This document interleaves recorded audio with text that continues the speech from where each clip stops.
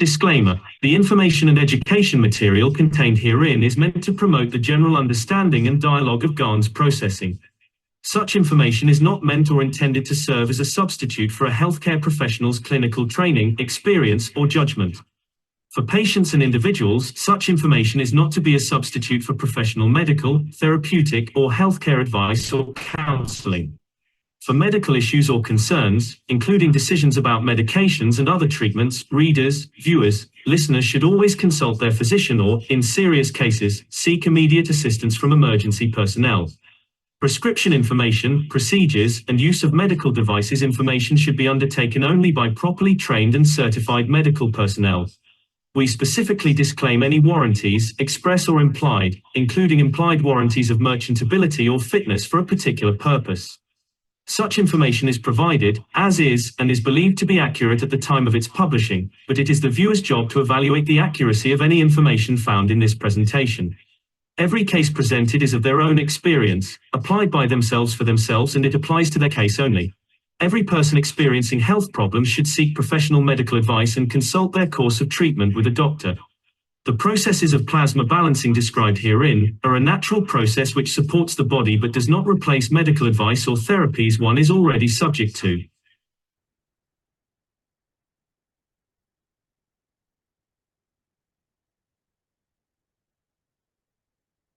Thank you very much, everybody. Welcome. This is the KAKT American Knowledge Team meeting on Sunday afternoon here. And I hope you all enjoy the trip today. So let's see if we can get all these technical glitches straightened out here. Now, last week, Alex, did you end your teaching shortly before the end of it? It seems like you were having some technical issues. It seemed like you came to a conclusion rather rapidly there. Hopefully today it's working properly, or was that intended? The glitches weren't intended, but the No. conclusion of the meeting was definitely intended. And Okay. Today will actually be just a short. We are trying to distill over 6,000 hours of teaching, and we've been trying to do this for the last 4 years. But the dilemma remains is that a lot of the knowledge seekers are still having to go learn a lot. But in the process, there are a lot of people out there who have no idea what's going on, and they're going to depend on us. So the problem for us is, in the absence of our total understanding of what's going on, how do we transmit this information to people who have no clue whatsoever and frankly don't have the years to invest like most of us have. So we need to make it attractive enough for new people to come in. But on the other hand, we can't stop progressing. So as you've done so much earlier today, by playing the session from the 516th, we are way down the road in a very advanced state.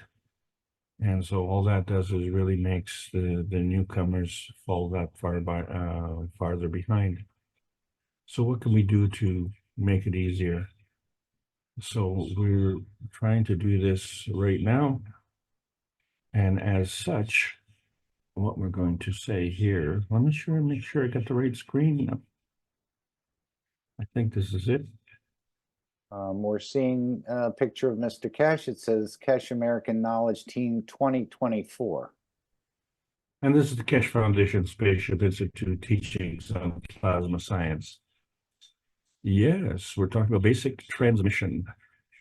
And today's subject is perpendicular rotation. My name is Alexander. I am from Canada. It is December the 17th, 2023. And this is the KAKT Foundation North America Plasma Education Series. So as we said, we're trying to distill the information down to something a little bit more bite-sized. We did this twice already. We're double distilled, actually, like a good whiskey. We started with the basic teaching series 4 years ago, and we even went through a review series. But now somehow we have to move ahead, and the reason for this is because we are still having the difficulty in differentiating between the physical reality and the plasma reality. And we need to do this a lot faster. So fortunately for most of us here, we've gone through all of this. And so last week we talked about the X dimension, and we're still talking about the X-axis dimension. But today we're talking about perpendicular rotation, because we still have this, what we call this donkey hesitancy, and to understand it's the lowest energy state. So both donkeys and horses do walking, but so do we. And so we know that we can transport ourselves with our feet. But the truth is that rolling is faster than walking. And so we say that, well, you know, that there are a lot of great inventions along the way, one of which was the wheel. And we don't actually know when the wheel was invented, but we're thinking that it took a long time to really work on that. Well, all you had to do was slip from the top of the hill and roll down to the bottom, and you knew that rolling was faster than walking. And so that was the invention of the wheel, and it didn't take any time at all. But it's taken us a long time to understand the plasma sciences written by Mr. Kesh, outlined in book number 1, The Universal Order of Creation of Matter. So yes, we were talking about the universal order of creation and the creation of matter, both. Those are two subjects. And book number 2 was the structure of light, and how does that manifest from the book number 1. But then we get into book number 3, the origin of the universe, and it would be correct to say, shouldn't book number 3 be book number 1? So we wonder, where's the head, where's the tail, where's the beginning, and where's the end? And this is a dilemma for all of us. So a year ago, on December the 16th of 2022, we began these monthly soul sessions. And this Friday, we will be meeting the soul of the lover. And this is another advancement in the plasma technology, and all are welcome to participate in that. And we want to timestamp this as the session after the 304th One Nation, One Planet, One Race for World Peace. And this is what the purpose is of the technology. So when a lot of people ask, is the benevolence of the universe capable of handling the plasma science? No, the universe is founded on the plasma science. The question is, can we on Earth handle that? Well, we need to handle that, or we're going to be stuck on Earth. And we don't need to worry about being stuck on Earth, because Earth is our little heaven. It's that little piece of pie in the sky that we've all been searching for. But we're still searching for outer space. And so what we're saying is, to travel through that, we have to get on that plasma highway, and rolling is a lot easier. But that little piece of pie in the sky is just that little tiny red dot in the bottom right-hand corner of the universe. And we have to understand that the vastness of the rest of the universe has been there all along.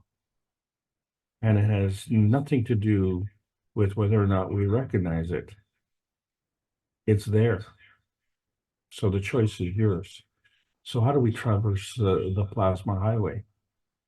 And so this is part of this whole series to try and dovetail all of these classes together, to try and come and understand. But fundamentally, there's this transmission. And this transmission that we're talking about is a transmission highway. And where does this highway lead? And so right now we're talking about the X-axis dimension. And how does that affect us? Because, you know, when we look at the universal embodiment, what we find is that the speed of light is the fastest transmission. Well, that's what they say, isn't it? And we wonder if that's true. And then when I was young, the way I learned about physics is, to the faster you go, the bigger you get. And I wondered if that was true. And so we look at the way we are in our little tiny perfect world, and then we look at the rest of the space, and we wonder, well, this is our Earth space, and how we can do transmission here. But is that outer space, or what kind of space is that? And is it plasma reality, or is it physical reality? And how can we tell the difference? Being able to tell the difference is very important, because this is how the universe is created. It exists from energy. So energy is always positive, but energy has a charge. And the reason for it is because it's always in motion. And if it's in motion, then things have to work in combination. So when we look at the universal order of creation of matters, and we see a singular magrav on the front cover, and we say, well, what kind of combination is that? Well, within the construct of the magrav, you have the matter state, dark matter, and antimatter. So that becomes the one. Where is the other one? And how do you do transmission from one to the other? And so all we're talking about today is the x-axis transmission, because that's the dimension that we're all familiar with, isn't it? When we make the cups of life and we built them and they were physical, and we had to deal with a condition that was an energy pack. And that interaction came from our inner space, our core space, and was transmitted through our emotional strength. And it was affected by our emotional strength, so much so that some people were able to manifest GANs, and others were actually failing in that regard. But we didn't call these the cups of the pandemic, we call them the cups of life. And what we had to realize that one component was not enough for the component of life. We had to take other things into consideration. So we developed CO2 GANs, calcium GANs, zinc, copper GANs, amino acid, water GANs, and we did this all in the cup of life, all at the same time. And many of us were only looking at the connection of the wires between the various components, which of course were coils of copper, nano-coated copper, and zinc plates. Of course, there was saline water in there, and we had amino acids and ganses and all sorts of things happening all simultaneously, and some were more successful than others. So when we talked about last week the x-axis dimension, which is the only a single dimension, we had a problem, because according to conventional science, the faster something goes, the bigger it gets. And the problem with that, of course, is that if the circumference of a hockey puck at 0 kilometers per hour is such, and determined by pi times the diameter, pi being 3.14 times the diameter of the hockey puck, and supposedly the hockey puck at a faster speed, like around 160 kilometers per hour, the circumference was still pi times the diameter. So the answer was actually the same. And so the question becomes, if I take that hockey stick and I cut off a portion and turn it into a measuring stick, and I measure the puck at 0 kilometers per hour, it would come up with a certain answer.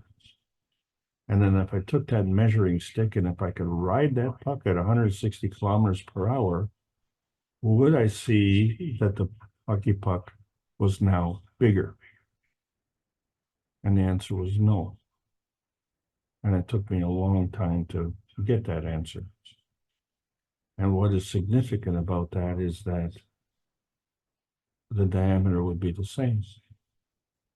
And if I'm measuring it with this stick, how can the diameter be the same? Well, because in that process, me traveling at 60 kilometers per hour would also be bigger. And the measuring stick, which I was using, would also be bigger.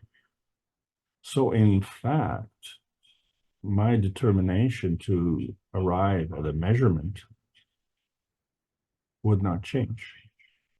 The measurement of the hockey puck at 0 kilometers per hour and the measurement of the hockey puck at 160 kilometers per hour would be absolutely identical, which explains why the circumference of the hockey puck, regardless of the speed that it goes, is the diameter times pi. So we have a duality here of the stick, the diameter, and the curvature of the circumference. And so we talked about puck development in the hockey world, and we found that balls would bounce. So to make the game a little bit better, to cut the tops and bottoms off the ball, and it became flat, but it was still round. And so it became hard rubber. And of course, in today's game, the pucks are frozen so that they bounce even less. But when you get hit with them, they hurt even more. And so originally we had hockey played with a puck and with a stick, but that stick had a straight blade. And so one of the best ways to move that puck was with what they call a slap shot. We literally would draw the stick back almost like a golfer and slap the puck. But you developed a skill. Obviously, there was a forehand and there was a backhand. And of course, you could flip the puck. And then, of course, as a defenseman, you could always use the stick to poke check the attacking player and move the puck away. And so that was a good skill to learn, except then they brought in the curved blades, which put a spin on the puck. And the puck would skip off the ice like a flat spinning stone would skip on the water. We've all played that game, haven't we? And how do we get the stone to skip on the water farther? Well, obviously we could throw it harder, but most effective was to make sure that it spun faster. And so the curved blade put a spin on the puck, and then the blades were becoming even more pronounced, to the point where the pucks would actually rise during flight. And so we found the puck actually coming towards the goalies at their head. And so they were terrorized. And in the process, of course, as the players became very good at delivering the puck at a high speed with this curved blade, which terrorized the goalies, they lost the use of the backhand shot. This is an important point. So the goalies could deal with it because they developed masks to prevent stitches. But because the pucks would fly at so much higher, some of them would fly into the stands and spectators were getting hurt. Now, the problem with the slap shot is it would telegraph your intention. So there was a lot of time between when the attacking player wanted to line up the puck to slap it, that a defenseman could block it. So that poke check was a skilled way to stop an attacking player, but it was definitely a dangerous way to block a slap shot, because a flat blade would deflect the puck back into the face of the defenseman. So it was much better to let the puck go to the goalie and let the goalie deal with it. But the curved blades weren't just for the attacking players. Some defensemen like to use the curved blade as well. And of course, they had excellent shots, so they could deliver a lethal shot to the goalie, but they were defensemen. And so they knew that the attacking player lost the backhand, But interestingly enough, the defenseman could use the curved blade on the backhand to poke check and not worry about the puck coming into their face, but deflect the puck into the stands. And it would add spin to the puck and actually increase the speed. So the puck would fly into the stands at over 160 kilometers per hour. And unfortunately, it's hit some of the fans. And so a lot of the fans would duck out of the way. And those who didn't duck, well, they earned a trip to the hospital, perhaps. So watching a hockey game became quite dangerous until they put the nets around. But getting back to the X-axis transmission, the whole purpose of cutting the curvature off the pucks was to make it flat so they can slide on the flat ice surface. And the flat blade of the hockey stick could slap this puck around. But the game evolved, and which leads us to today's discussion about perpendicular rotation. So the thing is, if we take that hockey puck and put it on end, and if it was to roll along, so the puck itself was perpendicular to the ground, but it could roll on its edge. So that was one way that it could move forward.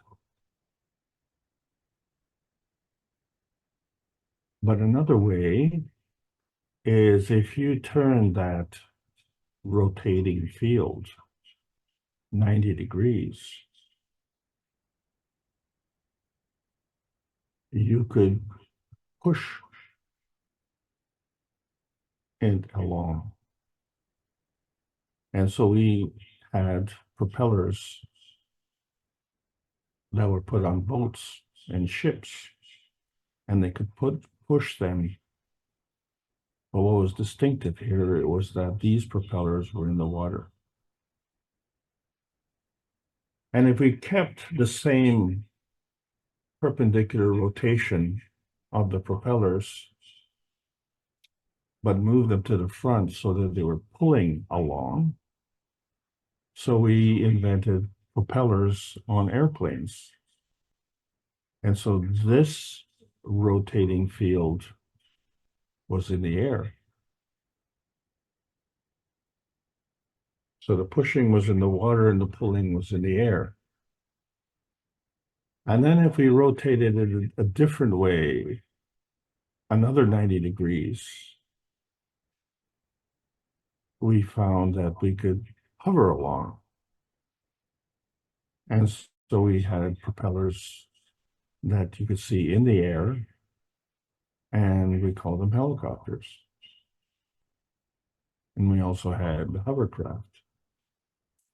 So interestingly enough, the perpendicular rotation, depending on whether it's perpendicular to the X, Y, or Z axis, could affect the flow. But there was another perpendicularity, and that is to have the rolling puck on its end and just have it spin 360 degrees like a top. And so the puck was no longer flat. The original ball, which was spherical and cut flat, through this spinning action, became spherical again.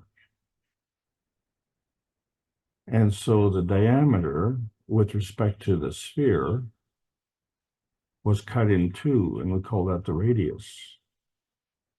And so the relationship of the radius and the circumference and pi was the way to measure the surface to volume ratio. And so we now have to determine the surface of the sphere, not just the circumference of the circle. And getting back to the original problem, where the faster you go, the bigger you are. So the surface area of the sphere at 0 kilometers per hour was determined by the equation pi times 4 times the radius squared. And the surface area of the sphere at 160 kilometers per hour, if you could get on it and measure it, would be pi times 4 times the radius squared. So the answer is still the same. And so if I cut the hockey stick to make a measuring stick and I check the diameter of the hockey puck, I found that the diameter would also increase, and the measuring stick would also increase in proportion. Well, that measurement was of the diameter.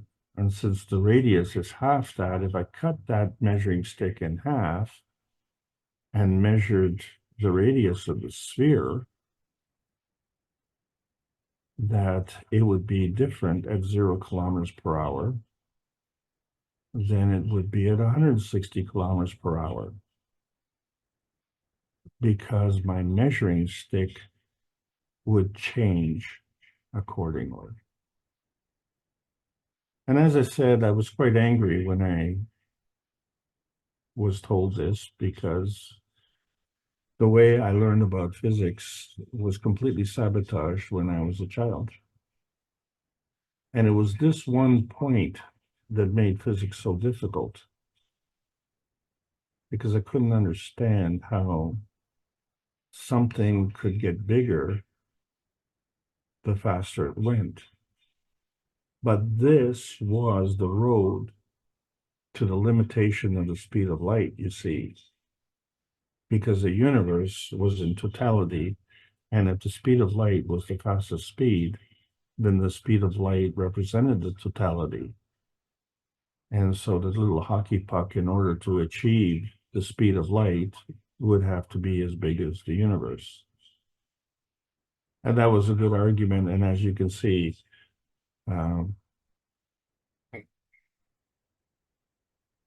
was not correct. And so we see the difference between the scientific responsibility as they try and grapple with the conservation of magnetic fields versus the conservation of energy. So the more energy you put in other words, if you approach the speed of light, then you would encompass the universe. But the scientific responsibility did not take into account those who had the spiritual responsibility. And of course, vice versa. The spiritual responsibility group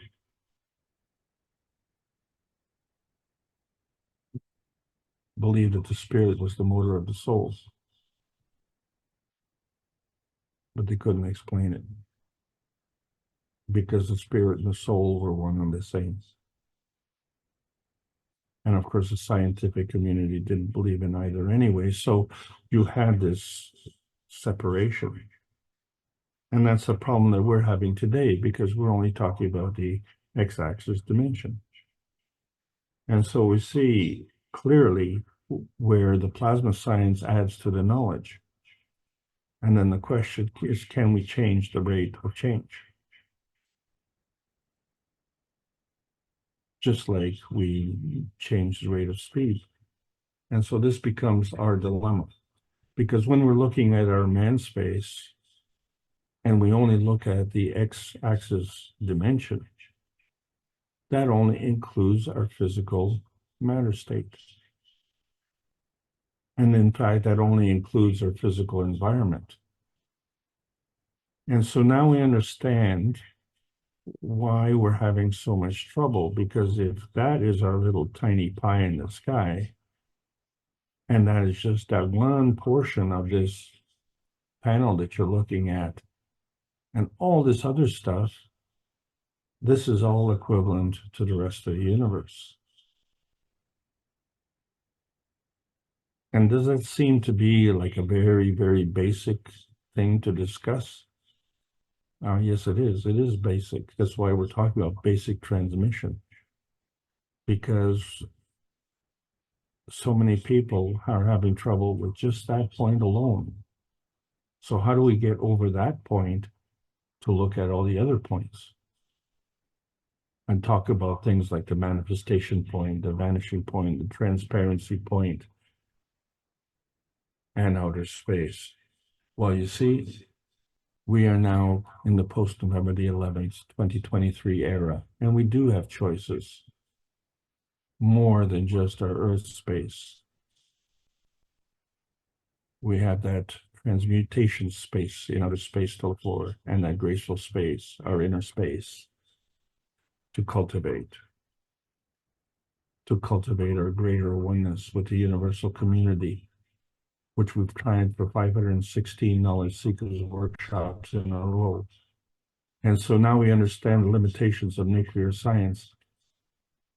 And so we understand that there's a need to transcend the limitations of nuclear science. Because there's no accounting.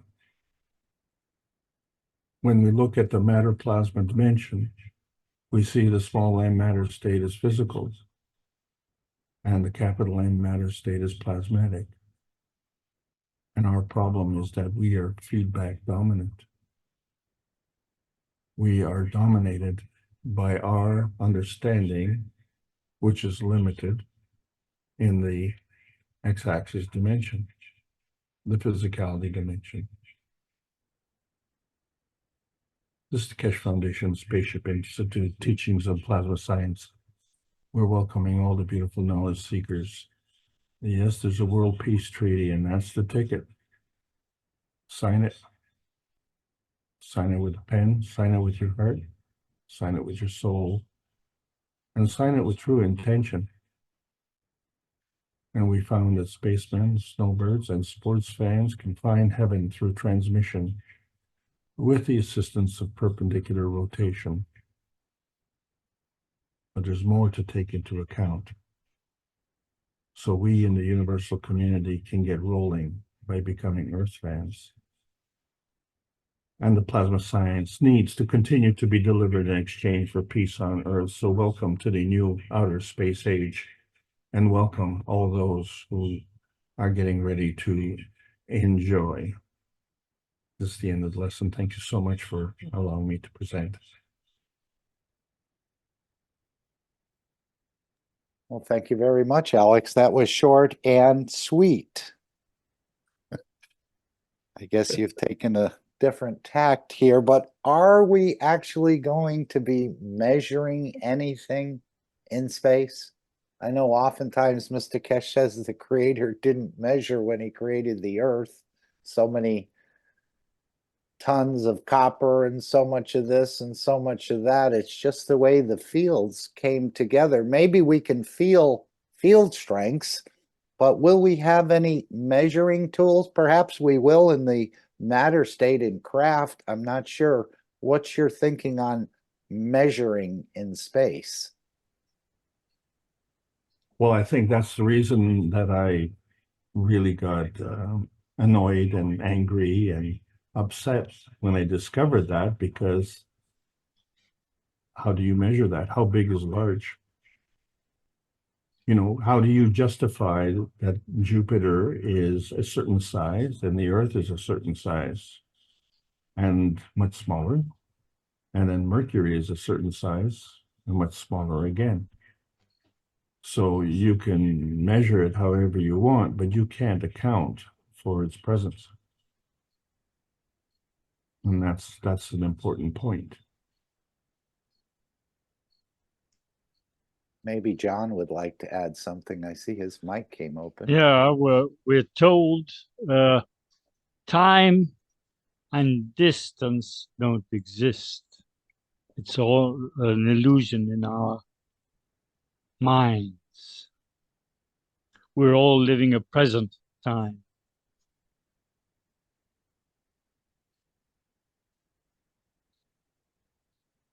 It's difficult to stomach, let's put it this way, but apparently that's what we're told.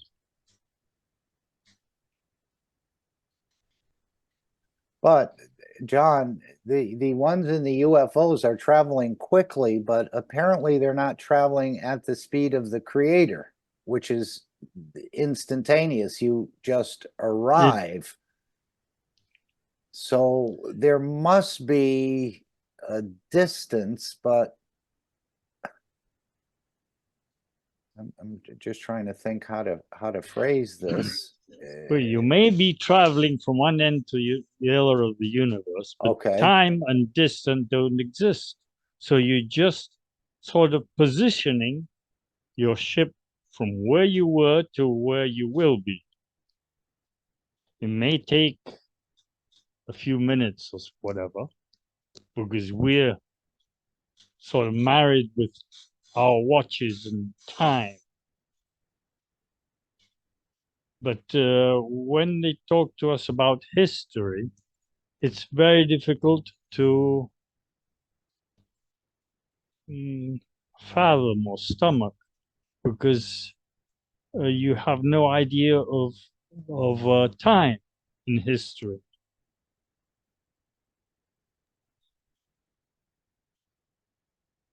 So, John, you've exposed a very important point here. You see, if we say that the radius is a distance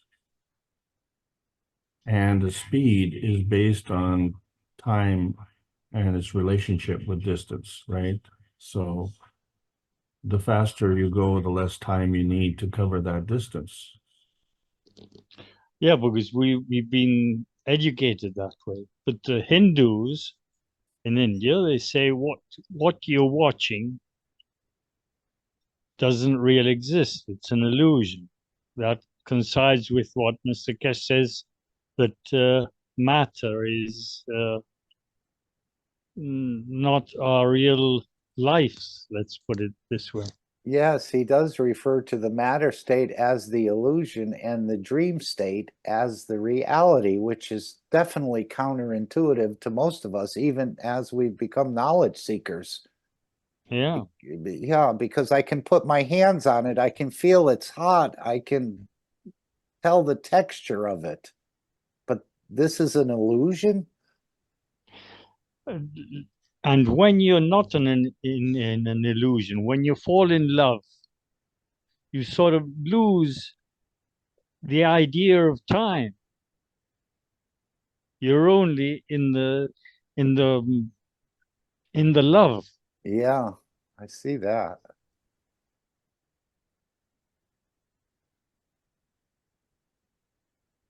So we agree that the equation that the speed is a relationship between time and distance, and that the time is irrelevant. But let's bring up another point, and that is the fact that the matter state, you say, is an illusion. Well, what we have to look at is the definition of matter state. And so we find that the matter state involves two different states, a physical state and a plasmatic state. Yeah, And well, so yeah, but when I drop a hammer on my toe, it certainly doesn't feel like an illusion, Alex. yeah, no, well, that but we've hammer got to is in a physical state. Okay. Got to read and reread book number 1. Okay, allow me to reemphasize this point here. The hammer's in a physical state. Small m matter state is a physical state. Capital M matter is a plasmatic state. Matter state is part of the matter plasma dimension. The hammer is part of the x-axis transmission dimension.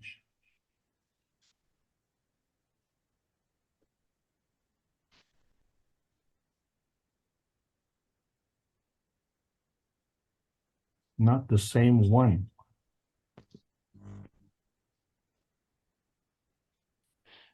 It all depends on what you consider your toe. Is it the skin of your toe, or is it the plasma inside? If you pour boiling water That's a over good your question. hand, you Go ahead, just John. spray plasma on it, and don't feel the burn. Okay, so now you've identified the difference between the physicality of your toe and the physicality of the hammer. Yeah.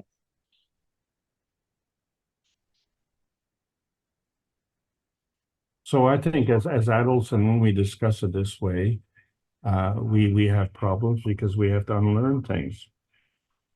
But I think if we explain it to the next generation, I think they can pick it up very, very quickly, because just like infrastructure, you don't have to get rid of it. You just get the new infrastructure. And this is where we are going to progress. So those who have that burden will have to carry that burden and understand that they have to deal with that. And those who don't have that burden can clearly see the difference between the physicality and the plasma reality. So the physicality, you can touch it and you can see it. But in the plasma reality, you can't touch it or you can't see it. But in both cases, you can feel it. You can feel the physicality of love, and you can feel the plasmatic reality of love. So what's our problem? We are feedback dominant. Well, that's only half the pie. The other pie is the feeding. And this is the message that we have to get across to the new knowledge seekers as we welcome them into the foundation.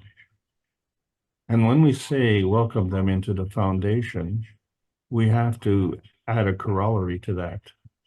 We are the foundation. This is not a tax scheme.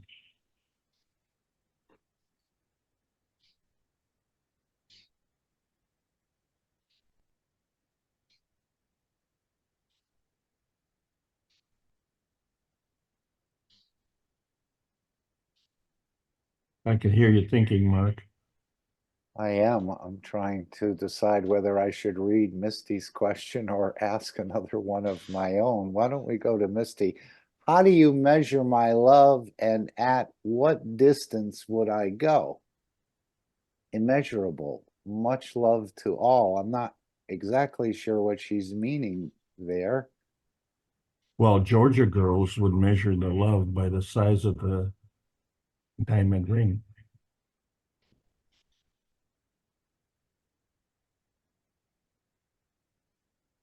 Or as they say, oh, my husband loves me Cadillac.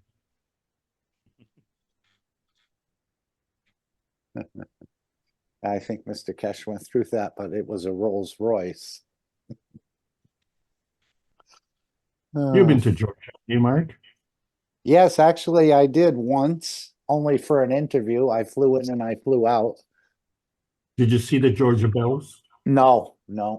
I went from the airport to the place and from the place back to the airport. So I was there for less than a half a day, probably. Well, I must tell you that they were beautiful. And I must tell you that they had beautiful dresses and a lot of jewelry. And they had no problems walking in front of the chain gang.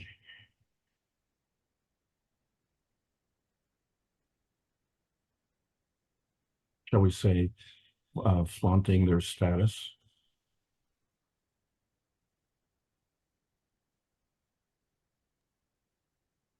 And that was just an illusion. Well, as a Canadian, I was shocked at the racism, but it was palpable. It was so palpable that it was almost physical. And you could cut the air with a knife. But obviously, I was actually in Savannah, which we all know was the heart of the slave trade. So that's even though it was years ago, it's still lingering. It's present today. And that bigotry goes both ways, actually, which is quite unfortunate. So, I think regardless of what we see or perceive as the social economic situation, we all have to realize that we all make individual choices. So the color does not predetermine your socioeconomic status. And the color is just the color of the skin, but the skin color is all part of the physicality. Because as John mentioned, when you drop the hammer on the toe, it doesn't matter if it's what the color is of the skin of the toe, it's still ouchy ouchy.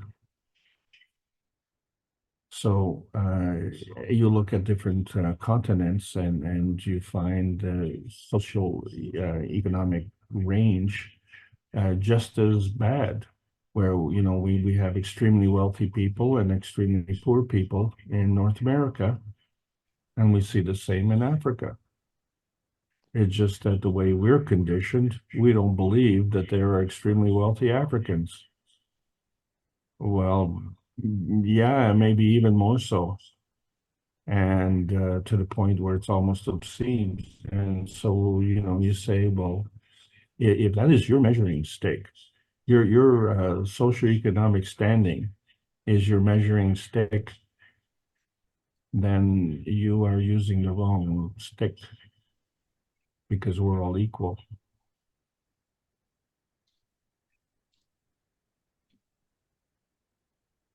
Yeah, it's amazing that in the heart of the Bible Belt, I don't know if George is in that belt, but you would think that they've read the Bible. I made the man in the image of myself. That goes counter to what you see with your physical eyes, like people with different color skin and things. How come they're not able to override that understanding that all men are made in the image of the Creator? And the American Civil War was the 1860s, right? Yeah. So 160 years ago, you still have this heavy duty racism. Yeah, I'm not sure when you're talking about the Civil War, the war between American the states. Yeah, Yeah, yeah, yeah. yeah. It's There's just an another, amazing. Go ahead, John. there's another important thing, because we are talking about man was made in the image of a creator. And what about all the animals and the plants? Yeah, that's what I'm getting to understand, that the Creator shows his face in trillions of different manifestations across the universe. So I think he's in everything, the Creator. If it is a he or an energy, it's in everything we see and even things we don't see. And as you can see, or don't see, we're fumbling around trying to explain this. And yet this is a very basic subject. And it becomes a very important subject because it's the first subject you're going to talk to someone who is totally unaware of what's going on. But what we do know is that based on what we're seeing in so many countries, the outrage with what's going on in the Middle East, and we're not saying which side, we're not discussing that. We're just talking about the strong emotional outrage that is being expressed. Yeah, and perhaps it'll come down to actually transferring things on the soul level, Alex, rather than trying to explain with pen and paper what we're doing. And people may take that or pick up the energy that you transferred at the soul level and work with it more than if you spent 3 hours with them and drew every kind of configuration and explanation you knew about on a piece of paper or verbally. I think this is the way we will work, and it's going to be more, not that we're not going to discard the other way, but I think this is a more powerful interaction. Well, We so you sort find of, that every time we talk about you know, having a ceasefire and then, you know, adding the adjective humanitarian ceasefire. What other kind of ceasefire is there? I've been trying to figure out all the other categories. And then I'm also trying to figure out, you know, I had a little vote with, I was on a farm the other day and I had a little vote with all the chickens there. And I said, how many of you would like, you know, vote for a humanitarian ceasefire? And they all started cackling and they all agreed it was unanimous. And we still don't have a ceasefire. And I thought, well, isn't that interesting? All those chickens are just as useless as all those countries that voted for the humanitarian ceasefire at the United Nations. I'm sorry for that commentary, but you know what? If we come to a meeting and we have a debate, a resolution, and a coming together of a consensus, and then walk away from that as if nothing happened, then what's the point? And so you could say that about what we're doing, except for one small little thing.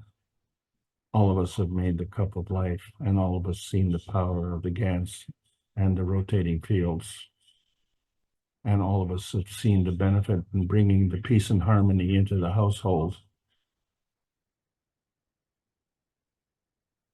So, as seeing is believing, you just have to choose which way you see it. And the thing is that we now, as knowledge seekers, have a responsibility. We have to figure out a way to convey this message to others that is meaningful and will actually come across with some results that matter, and not by force, but by connection. And yes, connecting to the soul, that's the first instance, because that is the highest plasma highway. Back to you. Okay, I was thinking again about these charges where you said magnetical is negative, I think, and gravitational is positive. Is that correct? But other people see it in a different way. And maybe you want to go, I don't want to make it a point of controversy or anything, but these charges. What is a point of controversy? It is a huge point of controversy because the point of the matter is that when you look at the atomic breakdown, there's an electron, it's a proton. The electron is negative, the proton is positive. So, you know, the electron is smaller than the proton, isn't it? So there's no controversy. But you know, if you look at the energy exchange in a car, you find the polarity on a battery and how you have to boost up a battery in a car, and it's opposite. And so there's always this confusion and controversy because this is the way we've been taught. Or is this only come into understanding when we're working with the plasma in the matter state? When we work in the field state, would those fields have charges to them? Or is that Yes, of only course. plasma in matter state? Which matter state? The one we work in, like with the plasma in the matter state, the battery or something else. This is where you'd get the charges in the magnetical or gravitational, but in the field interactions, that would be a different understanding. It would go by strength, perhaps, rather than charge. Again, I'm trying to figure this No, I'm slowly. baiting you. Okay. So this is a super question. In the matter state, which is physical, the small m matter state, okay, it is the weakest state. In the plasmatic state, the capital M matter state is stronger, right? So when you look at the relationship between the one magrav in the physical state and the magrav in the plasmatic state, you find that the one in the plasmatic state is bigger. Okay, but when you look at the relationship of the atom and the proton, I'm sorry, the electron and the proton within the atom, the electron has less mass than the proton. So you can see the confusion if we say that the physicality is smaller and weaker, and the proton is bigger and stronger, yet the proton is positive. And being positive makes it gravitational. So what does that tell you? The proton is the landing spot. It is also a launch spot at the core. And what does it launch? It will launch the magnetical. And to launch the magnetical, it can't be physical. It has to be plasmatic.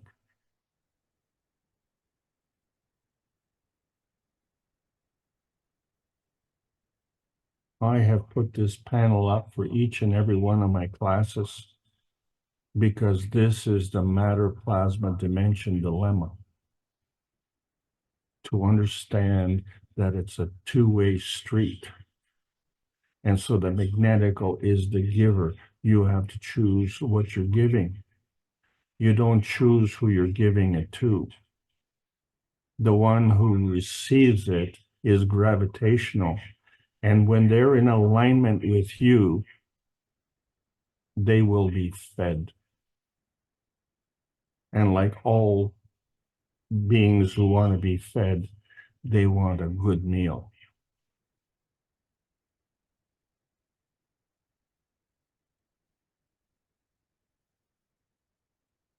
Or at least to be satisfied. Come on. Don't be so negative. No, you want a good meal, you demand. It's important. Okay, we go along to get along. Okay, we're not demanding enough. And when you say, well, demanding, not to be confused with commanding, but demanding and saying, well, that's not acceptable for me. So if you say, well, I have a partner, and she is the whatever, and if you accept bad behavior, well, that's on you. But if you say, well, I don't accept that bad behavior, so now you have a choice. Do you accept that partner, or do you look for another partner? And if you're pitiful, it's okay, well, I'll just go along to get along. I will accept your conduct. I will live with it. And, it's too bad that I have to, I can't drive a Cadillac. I have to drive a Chevy. But if we become more demanding and we say, well, wait a second, all of us want to drive a Cadillac. Oh, yeah, but some are more equal than others. Really? That's the illusion. The reality is the matter plasma reality. And so you get a chance to pick your dimension, and you get a chance to pick how you travel in your dimension. So if you're just feedback dominant, you say, well, that's all I can get, that's the way my partner is. And there's no love there. But, it's socially convenient to go through with a partner through love, right? Then you don't have to, kind of make excuses and stuff like that. Well, who are you making the excuses to? Besides yourself. So we need to demand on how we're going to get fed. So that becomes your choice. We're running into, why do we call these issues psychosomatic?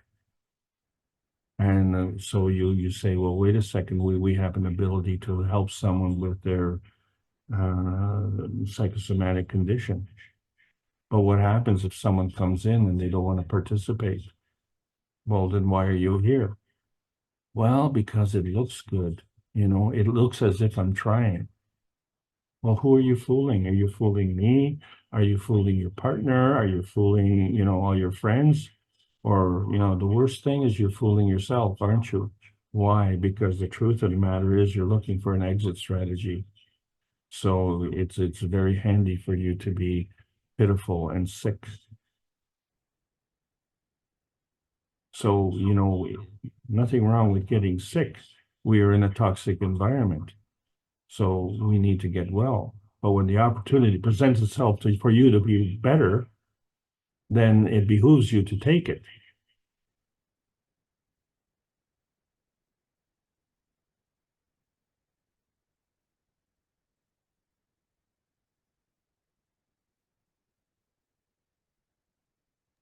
Okay, would anyone else like to bring up anything? Ike says, then isn't love always in a plasma state? I don't think so. We know there's physical love.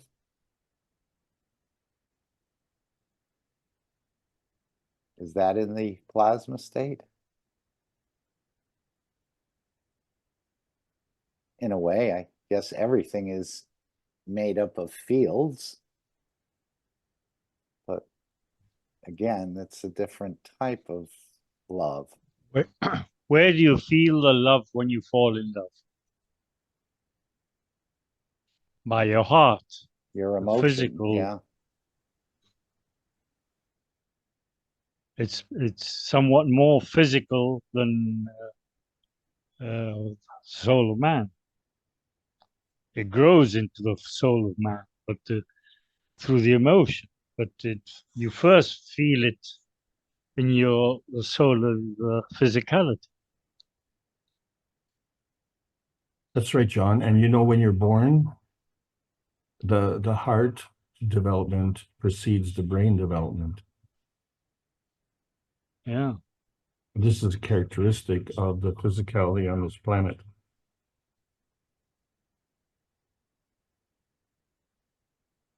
It is that point that brought me to the conclusion that the physicality on this planet is a unique gift because we're not alone in the universe. But I think we may be alone somewhat in the ability to enjoy this feature. And I think that is the reason that there's such a conflict. Because there are those who don't want to share this feature.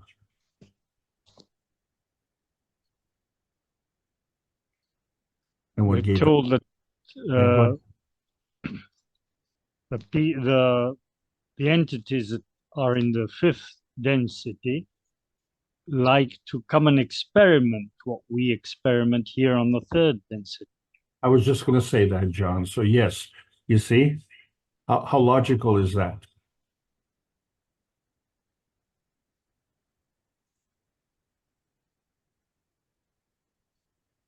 Well, is there a logic? When you're a kid and you don't know what heat or being burnt is, the first thing you normally do is go and burn yourself. Put a hand on the stove or something. You've got to experiment it first in your physicality. Yeah, that's not entirely a fair example because you're right. The universal community is excited to come here, and they don't seem to have the same capability that we have. But in order for us to get here, we have to go through the birth canal. And that obviously is a painful experience. I can't remember, but, you know, so I'm told. And so I'm saying that this is a unique thing. So that experience for us as man space is a unique thing. And the environment that we experience that is Earth space, which is a unique thing. But is it unique in terms of, is there another environment somewhere in the universe that is similar to this? Well, there has to be. There's always something that has nearness and proximity, because all the PM ticks are traveling from somewhere to somewhere else, as outlined in book number 2, right? So you've got things are moving, and where are they going? Right? They're going from here to there. And the only reason they would go from here to there is because there's a common denominator. Not exact denominator, common denominator.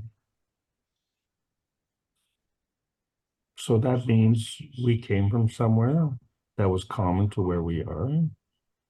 And now we have the opportunity to go somewhere that is common to where we are now. And if we can accomplish that as a technology, then it only stands to reason that we could go to something that is uncommon. And how do you know that that's possible? When you look at the creatures on this planet, so, you have ants and cockroaches and water buffaloes and giraffes and all the vertical people. And you say, well, wait a second, where did they come from? What is their common denominator? Because their common denominator is not as much common as our common denominator. Would you agree?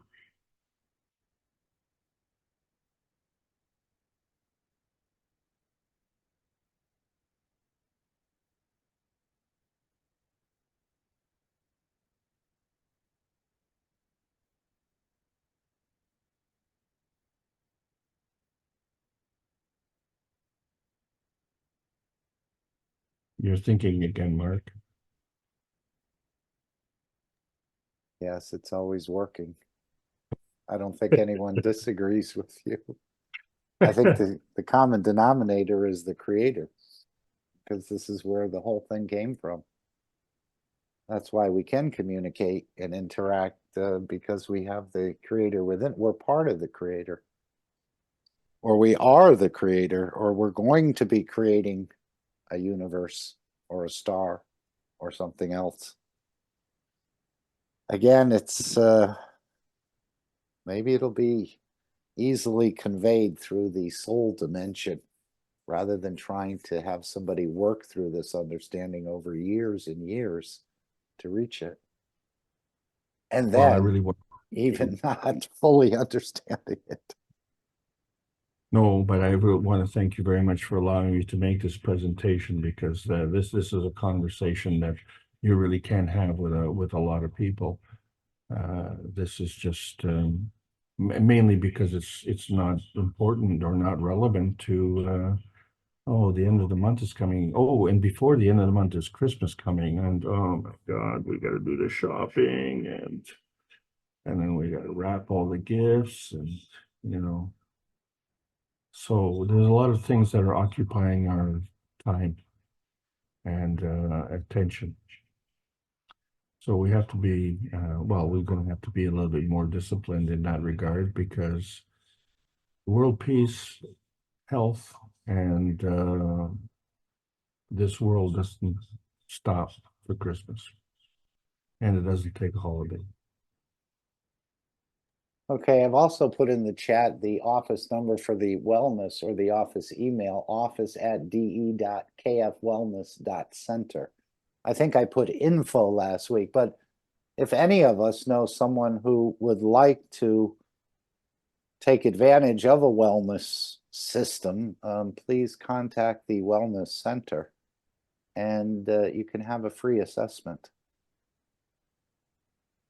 and see where the foundation could possibly help a certain condition. So that's available to everyone. And as we see more and more people being processed through it, including ourselves, I think that's what's happening in a way in these monthly sessions, but I could be wrong. We're hoping more and more people will start to take advantage of this. I mean, peace within yourself is a priceless condition, I think, or the balance of the fields of the soul of the existence, or the emotion of completeness. I think this is, in a way, what we're striving for, to get to the next step.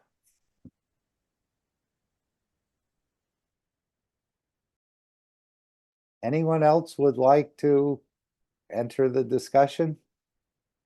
Bring us something perhaps we haven't heard before?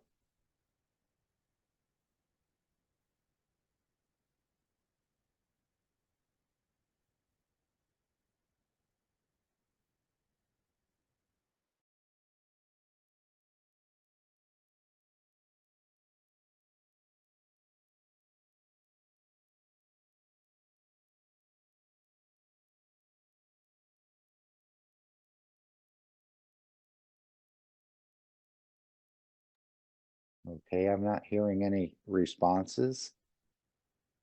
Alex, where would you like to go?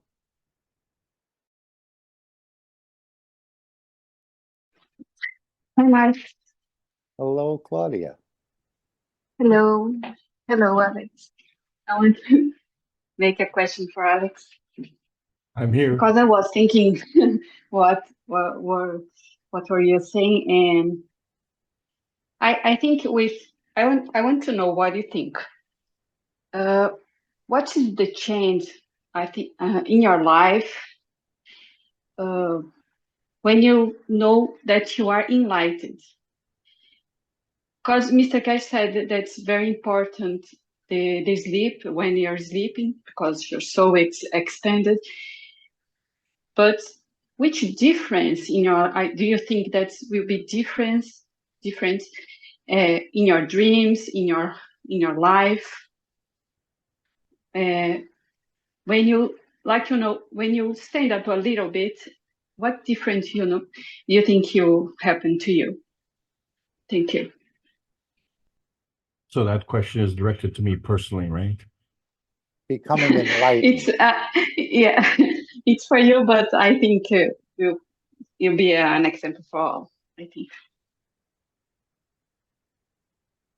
Yes, I have definitely noticed quite a lot of things. Like, first of all, I come from a European family, so we were always very competitive, and so when you strive in your competitiveness, being number one is being at the top, not the bottom, and I think the thing that I've noticed over my life is the number of people who, because they can't achieve the top in their mind anyway, because no one can achieve the top, but to be successful, then they give up and they say, well, I need to have some success, so I will be successful as a failure. And I've always had trouble with that. And the hardest thing for me was one of the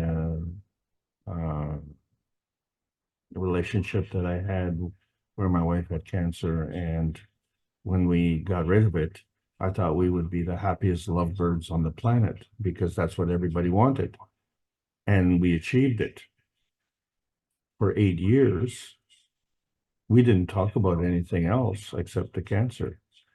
And that was every day, without exception, for 8 years. And there were no holidays.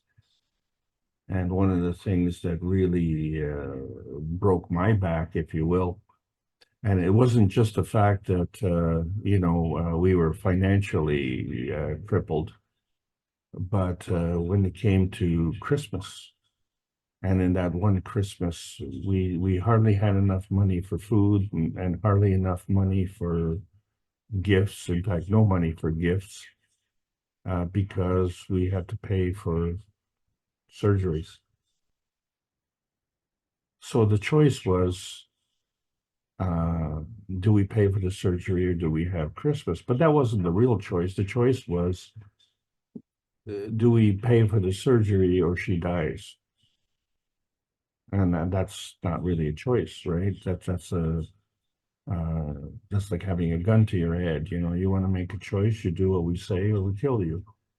So there was no choice on my part. So we put the money towards the surgery, and we sacrificed Christmas. And to sacrifice Christmas, that was a huge sacrifice.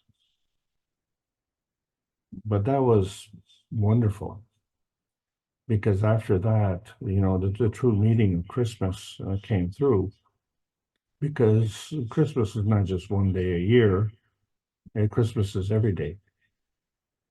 And the fakery that goes along, you know, to say, well, I am going to wish for peace on earth for one day of the year, and the rest of the year I'm going to trash it. That's not good enough. So the problem, of course, was that I thought that we would both be very happy as a result of having overcome that problem, and it wasn't true. I was very happy because I didn't have to come up with the money, and I was very happy because she got her health back. But she wasn't very happy, and I couldn't figure out why. And I realized that it took me a long time, and I'm embarrassed at how long it took. But she was pitiful. She enjoyed the attention she got for being sick. And I noticed that with other people. You know, and when you say, hey, we have a universal enhancement unit. Oh, you know, I've got an appointment with the doctor. We have to do blood tests, and you know, you just get to the point where you get very sarcastic and say, well, I hope you pass. You know, but anyway, the thing is that it becomes a process where they get attention and they get sympathy. And so for some reason that seems to be necessary in their life. And it was never necessary in my life. It was always, if it was necessary, it was on behalf of my wife. Well, she didn't seem to, you know, share the same with me. So this was a real learning thing for me. And the thing that I'm looking back now and I'm seeing, this was a real learning lesson. And it was not the way I chose to learn this lesson, but I did learn it eventually. And so for that, I'm grateful. But the thing is that in the process, I was always deciding something. But the decision that I was making was based on conditions that were put in front of me by others. So the condition that I was reacting to was not the condition that I wanted. And what has changed is that the condition that I'm reacting to today is the condition that I want. So it's opposite. And I'm starting to realize that there's another effect. And so I'm really glad you brought this question up, because one of the problems that we have in Canada, and you know, you being from Brazil, and it's in stark contrast. When you have a knowledge seekers meeting and you want to make GANs and 29 people show up and someone gives access to their home, and even if they're wealthy and they have a nice big home and they want to show that off, at least they're providing that, and you have that many people coming together on the weekend, you know, as if they have nothing better to do. And that's actually physically impossible in Canada. And the reason for that is because we want to get away from people. We want to get away from people as far as we can. And this country isn't big enough. And I've been thinking about, like, why do we want to do that? And we find because other people pollute our environment. And so we can't do enough. We don't have enough technology. We don't have enough manpower or enough money or even the legal system. You know, let's say, like, for instance, in mining, you know, the mining companies aren't responsible to clean up the environment. And how do they get away with that? Because they don't sell the land once they're finished with it. As long as they own the land that they have polluted, then they are not obligated to clean it up. I didn't know this. I only found this out recently. So if a mining company wants to get rid of that land, then they do have to clean it up. And of course, they don't have the technology. So we have some really severely polluted wilderness in Canada. Well, this is what happens. We're so large that we could just throw things away. And so we pollute willy-nilly.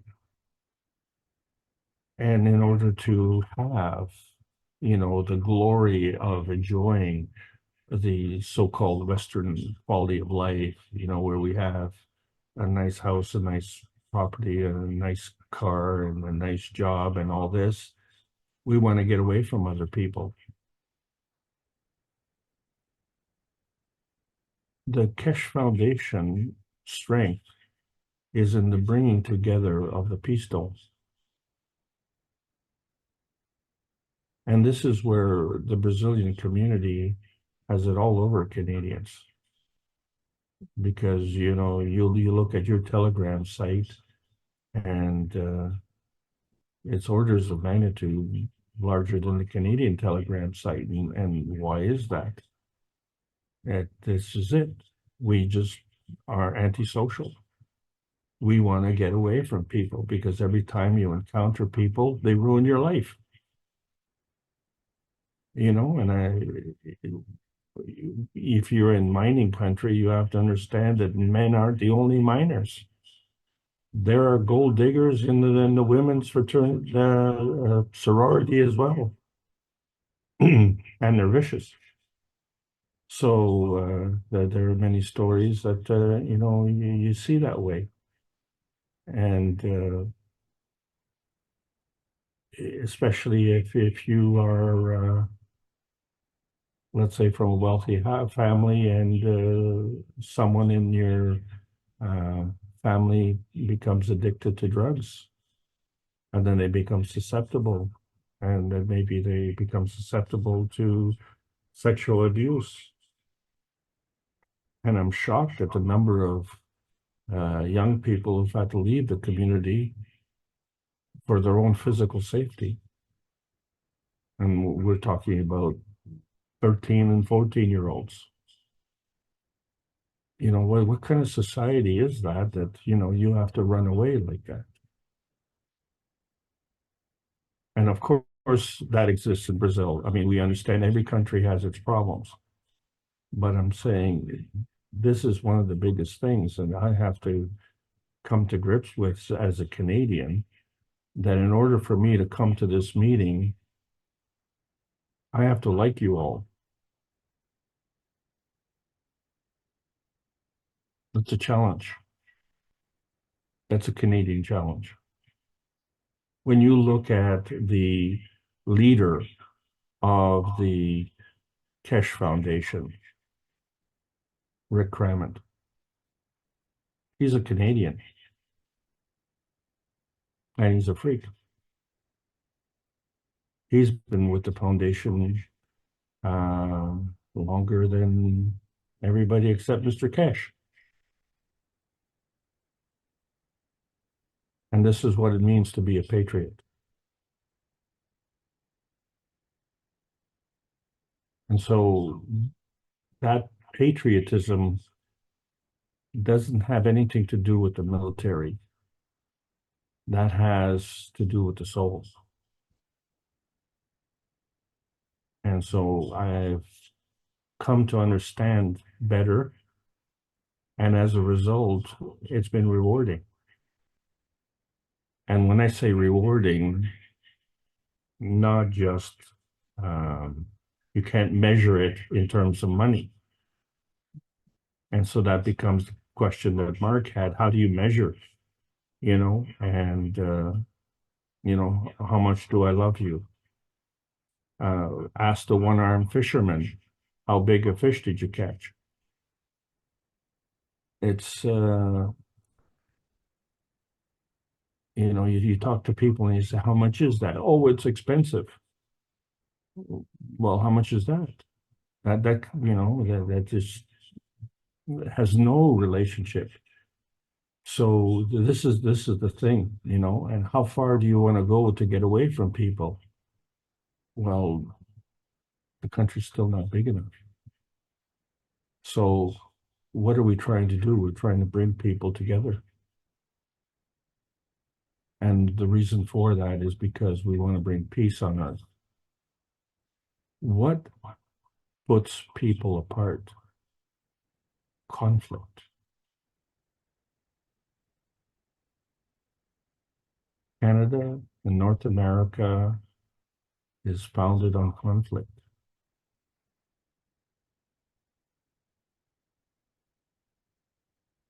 It's time to bring that to an end. So in the past year, I have seen the fruits of that work. And it's been a hard transition for me to go through because I'm Canadian. That's the reason. And to talk to other Canadians and say, you know, we need to work together. Only one time in the last 50 years did we all work together. And that was the Freedom Convoy last year. Because for the first time, the Canadian truckers forgot about their selfish interests and decided that the condition of the society was more important. Why? Because they were going to lose their trucks. They were going to lose their rigs, which are $150,000 to $200,000 each, and their livelihood. And these rigs were more expensive than their homes. And you know what?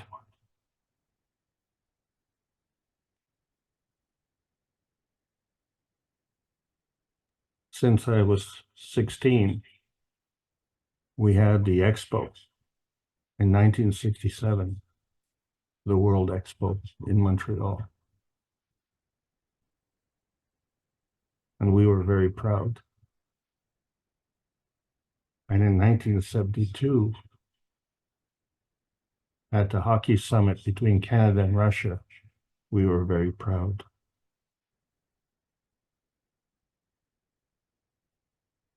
We haven't been proud since until the truckers did the Freedom Convoy. And now we all have something to be proud of.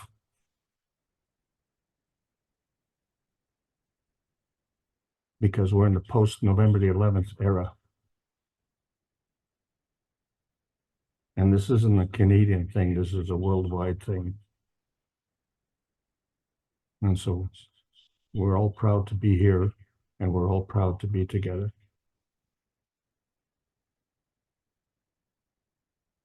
Thank you for your question. Thank you so much, Alex, to open your heart, and appreciate all that you said. And I wanted to say thank you to be with us together to bring this change.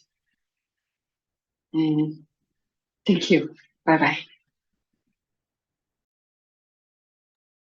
Yes, thank you, Claudia. And another point of enlightenment that I was thinking around this time of the year, Christmas time, and the giving of gifts. And as Mr. Kesh said, one thing that the Christians all missed were these gifts from the three wise men of Persia. And you may want to share that with others if you're around there, saying, you know, your new understanding of the gifts is not so many gifts in the physical dimension. And you can explain to them that these are the gifts of Mitra, of thinking good, speaking good, and doing good. And if they accept that, they become more enlightened. into a new understanding. And I think that's what enlightenment means, that you're open to new knowledges. You say, no, no, no, they're physical gifts, they're incense, they're myrrh, and the rest of it. You don't become enlightened. You have to take and realize that you don't have all the knowledge, that these three gifts, and Mr. Keshe said, all the Christians missed it.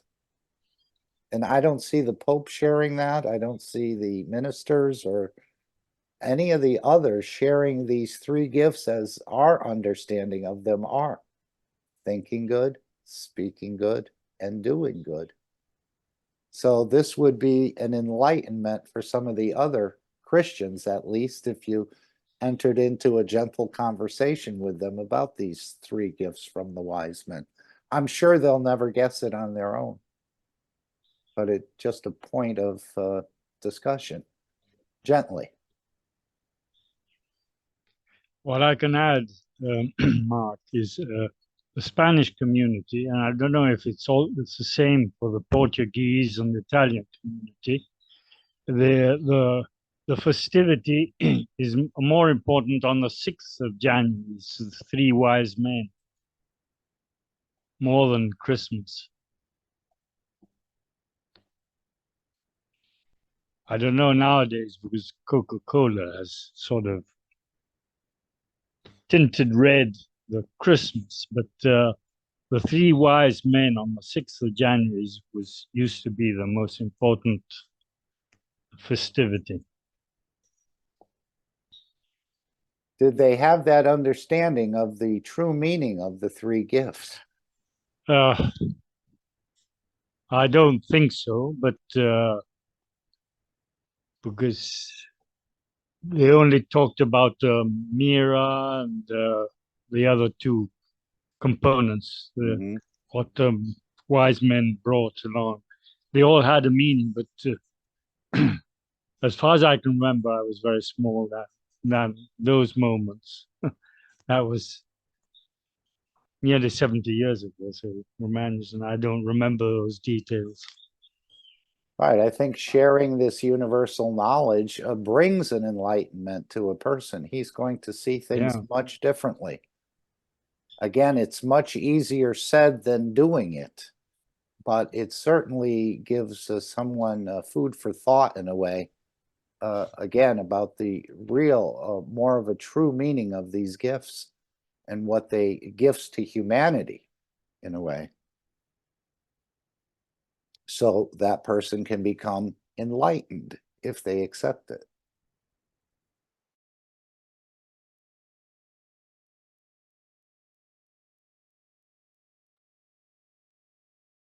Okay, anyone else have a question or a comment they'd like to add?